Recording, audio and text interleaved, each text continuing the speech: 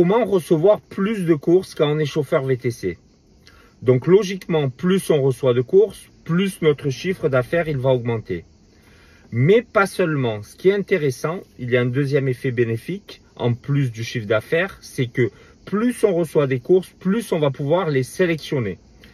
Et qui dit sélectionner les courses, dit augmentation du bénéfice et de la rentabilité. Donc c'est des points vraiment cruciaux pour nous. Donc dans cette vidéo aujourd'hui, en tout cas moi je vais essayer de donner un peu mes astuces, comment je procède. Si d'autres gens ils ont des éléments à rajouter, c'est volontiers, vous pouvez rajouter en commentaire vos techniques, vos astuces à vous. Ça fait plaisir de se retrouver, ça fait un petit moment que j'avais pas fait de vidéo, tout simplement parce que j'ai pas beaucoup de temps. Là on est début juillet, il y a beaucoup de travail. Donc j'arrive pas à trouver du temps pour faire des vidéos. Donc là j'ai trouvé quelques minutes et je reviens sur un sujet que je trouve important. C'est comme je l'ai dit tout à l'heure, comment multiplier le nombre de courses pour avoir une meilleure rentabilité. Ceux qui suivent la chaîne, ils ont compris que c'était mon fond de bataille, on va dire. Ma bataille principale, c'est la rentabilité. Laisse tomber les courses qui n'en valent pas la peine, les courses où il te faut X minutes, même si c'est des fois c'est 20 €, mais si tu mets 1 heure, il faut réussir, les comprendre, les éliminer et augmenter ta rentabilité. Justement, le fait de pouvoir multiplier les courses, tu vas pouvoir choisir. Je vais essayer aujourd'hui, j'avais déjà parlé dans une vidéo de multiplier les courses grâce au site internet. Tu peux retrouver la vidéo dans ma chaîne. Directement, pour ton premier jour de travail, tu peux avoir ton site internet qui est prêt et tu peux avoir des courses privées directement.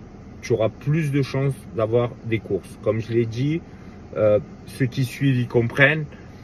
Les applications, ça peut être intéressant, mais il faut absolument, moi je recommande, même je respecte l'avis des gens, ils veulent faire on-off, j'en ai parlé plusieurs fois déjà, ok, mais vraiment, là où tu vas réussir, commencer à gagner bien ta vie, à avoir un bon salaire, c'est si tu ajoutes des courses privées, des courses des collègues, des autres collègues VTC.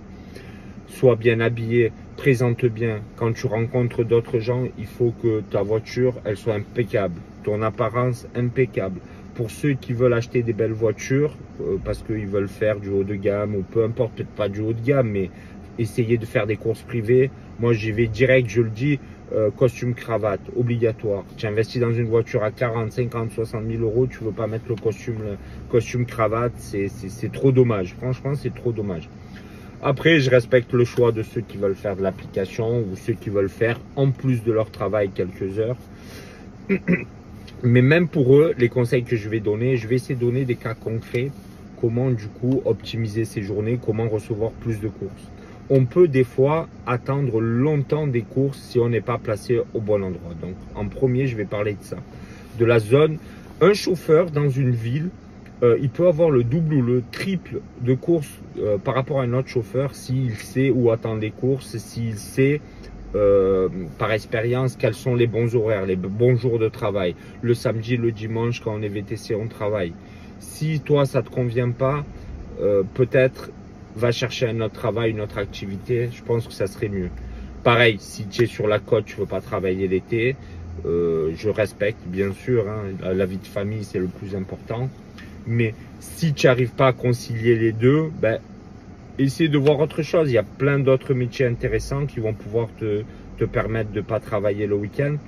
Mais là, VTC, en l'occurrence, c'est compliqué. C'est compliqué. Donc, si tu choisis bien tes jours, bien tes horaires, les jours, c'est samedi, dimanche, jour férié, c'est les meilleurs. Surtout le dimanche, c'est très intéressant. On peut rouler vite. Hein. Enfin, il n'y a pas beaucoup de circulation.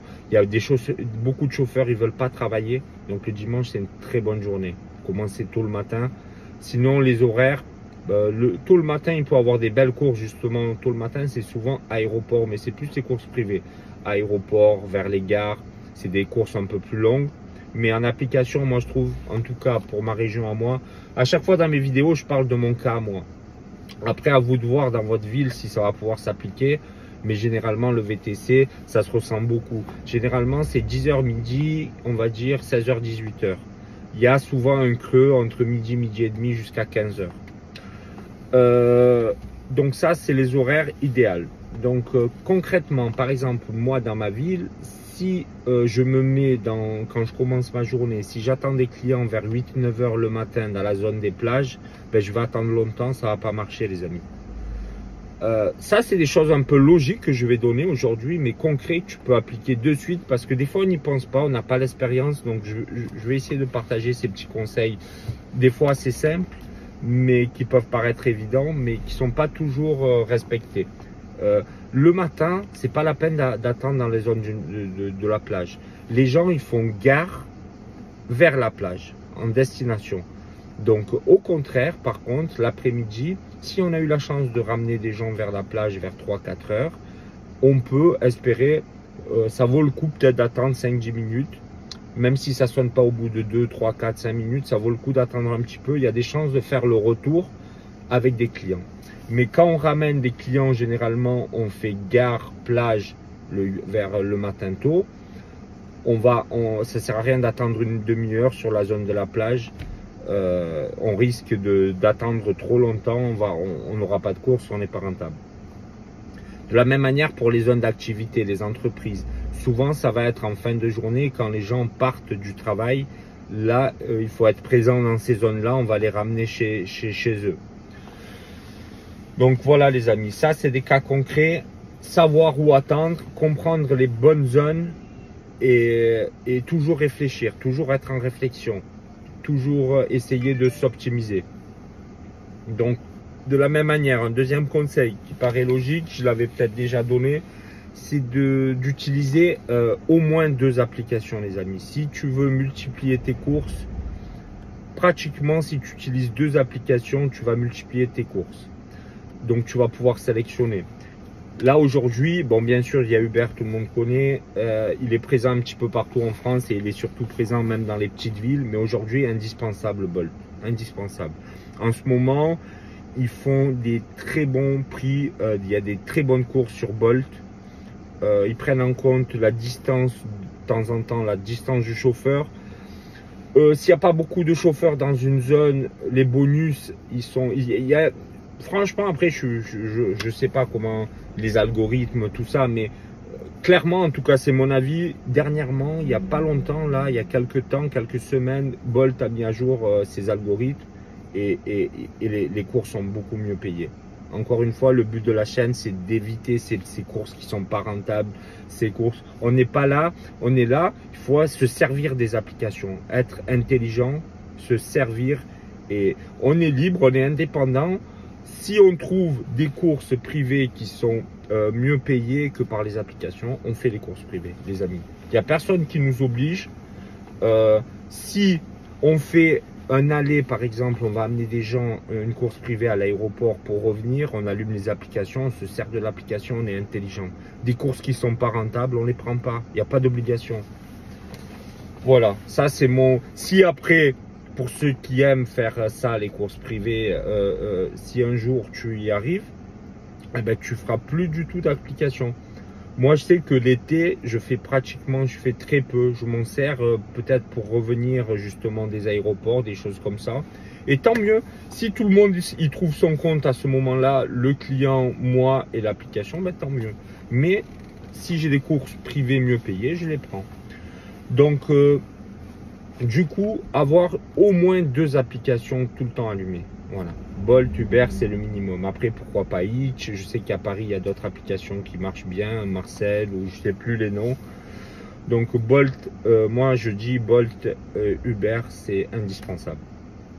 Alors, une troisième façon, les amis, de multiplier les courses, et elle n'est pas à négliger, c'est d'avoir des bonnes relations avec les autres chauffeurs VTC. Alors les courses, elles peuvent être sous forme de groupe WhatsApp ou pas forcément. On peut avoir des bonnes...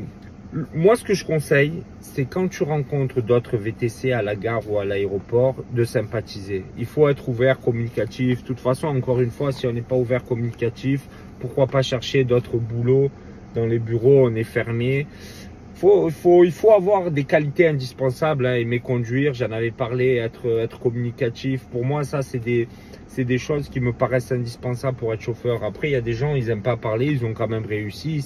C'est pas pour ça que c'est impossible de réussir et de gagner sa vie. Mais moi, je trouve que c'est des qualités qui sont importantes. Donc, pour en revenir aux chauffeurs, avoir des bonnes relations. On peut aujourd'hui, certains chauffeurs, ils n'ont même pas besoin de site internet. Rien qu'avec la relation qu'ils ont, ils se font donner beaucoup de courses. Parce qu'il y a des gens, moi je sais que personnellement, j'ai pas mal de courses, des doublons, et j'en donne pas mal. Ben justement, des fois, j'en donne beaucoup à des personnes qui n'ont pas de site internet. Donc, c'est pas obligatoire d'avoir un site internet. Mais si tu arrives à avoir des bonnes relations, va vers les gens, va parler aux chauffeurs. Donc, ce que je disais, si tu en rencontres, aéroport, gare, ça va, peu importe, tu lui dis ça va, ça se passe bien, tu engages la conversation, tu montres que tu as un bon habit de travail, ton outil de travail, ta voiture, c'est propre. Parce que malheureusement, les gens, quand ils te rencontrent pour la première fois, ils peuvent pas te connaître, ils peuvent pas savoir ce que tu as dans la tête, ils te connaissent pas. Donc, ça va être l'image que tu vas renvoyer. Donc, si lui, il a des courses à donner à quelqu'un, il va te voir, il va penser quoi? La seule chose qu'il peut penser, c'est comment tu es habillé, comment tu t'exprimes et quelle est ta voiture, quel est l'état de la voiture. Et des fois, c'est encore plus que quelle voiture tu conduis. Bien sûr, après, il y a des courses très haut de gamme, il va avoir une sélection par rapport à la voiture. Mais avant ça, d'avoir cette sélection du très haut de gamme, franchement, il y a moyen de faire beaucoup de choses, d'avoir de très bons contacts, rien qu'avec la tenue de travail, la façon de parler et l'état de propreté de sa voiture. C'est des choses à mettre en place de suite. Demain, tu commences, tu te dis, à partir de demain, je mets en place toutes ces petites techniques en espérant que ça m'apporte des cours supplémentaires et tu verras, va vers les gens. Des gens, ils sont capables de travailler 2, 3, 5, 6 ans, 5, il y a des gens, ils sont 5 ans dans le métier, ils vont pas vers les autres et du coup, ils n'arrivent pas à se faire ce réseau. Le réseau, il se fait avec le temps, mais il se fait en étant communicatif, en allant vers les gens. Et tu verras que ça marche. Essaie de mettre en place ces conseils, tu verras ça marche. Et donner un quatrième petit conseil encore. Comment faire pour multiplier les courses, maintenir un niveau dans ton algorithme pour les applications assez haut. Donc j'en avais aussi parlé, c'est en gardant une bonne note, le taux d'annulation. Autant c'est pas important de refuser des courses, je pense pas. Après, comme on dit depuis le début, c'est très difficile de comprendre l'algorithme, mais il faut essayer d'un petit peu le comprendre. Annuler des courses qu'on a acceptées, ça, il faut pas le faire. Mais par contre, ne pas refuser des courses, que toi, tu estimes pas rentables. J'ai pas l'impression de mon expérience. J'ai eu des taux très très hauts d'acceptation de temps en temps, l'hiver, quand j'ai travaillé avec les applications. Et j'ai eu des taux très très bas pratiquement.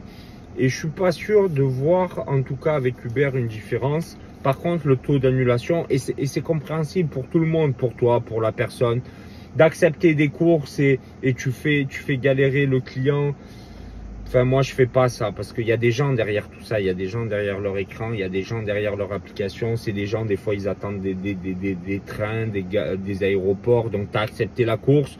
D'un coup, tu as une autre course qui sonne avec une autre application. Et si elle est meilleure, tu annules le gars que tu avais accepté la course, tu t'étais quelque part engagé avec lui. Moi, perso, je trouve ça moyen.